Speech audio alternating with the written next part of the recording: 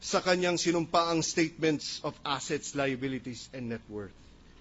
Idedeklara lamang ba ito kung kailan gugustuhin ng isang mataas na opisyal? Pwede ba siyang magtago sa likod ng Foreign Currency Deposits Act? Mr. President, ito ay isang pagbaluktot ng provision ng Konstitusyon. How can one man use the very same Constitution which mandates full public disclosure to justify concealment of millions of dollars in his personal bank account?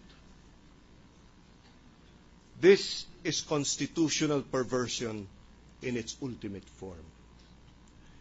Ginoong Pangulo, sino ba ang inaasahan ng ating bansa at lipunan para maging pangunahing tagapagtanggol ng saligang batas? Hindi ba't ang Korte Suprema? Anong aasahan natin pagtatanggol kung ang mismong pinuno nito ang unang humahanap ng butas para baluktutin ang ating saligang batas? Ang saligang batas ay sagrado. Ano man paglusot sa mga utos nito, ano man pagbaluktot dito, ay paglabag at pagbabastos sa pinakamataas na batas ng bansa. The Constitution above all.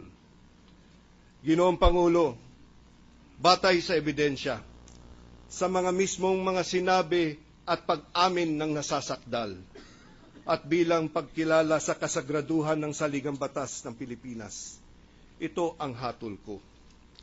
Ang nasasakdal na punong mahistrado ng Korte Suprema ay hindi na po karapat-dapat sa pagtitiwala ng sambayanang Pilipino. Mr. President, I vote to convict the accused Chief Justice of the Supreme Court. Maraming salamat po.